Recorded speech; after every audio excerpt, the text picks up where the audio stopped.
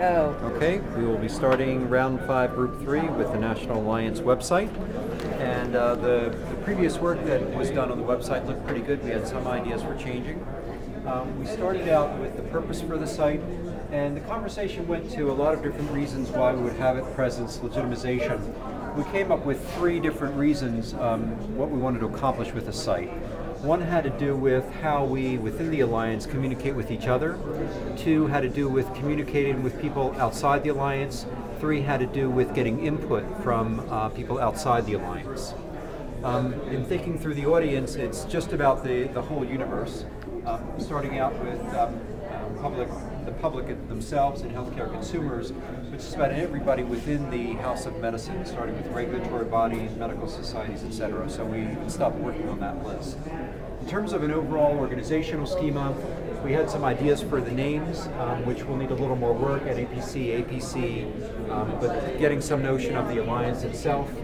High-level structure had an about selection, products, projects, end-user applications and areas, a commons, and links to other sites. Specifics under purpose pretty much followed what was on the existing mocked-up website. Purpose, mission statement, history, background, including previous summits and documentation, the membership agreement, principles of the Alliance organizational structure, etc. Under products, we might put things like GMP 0.2, other tools that have been demonstrated to be useful for assessing portions of GMP, surveys, references, and a bibliography. The notion here, though, is we want the website to be interactive so that, for example, with GMP, somebody could go from high-level detail to low-level detail, and again, look at what tools might be available with evidence for them connecting to the competencies. Projects would represent ongoing work, for example, things, developmental work on the eFolio and Trusted Agent, and perhaps the next version of GMP would be developed under this section.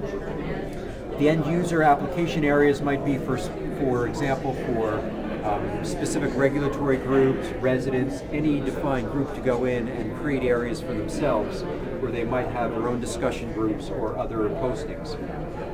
The Commons would actually be the place for broad discussion that could take place, discussion boards, blogs around topics of interest to the National Alliance.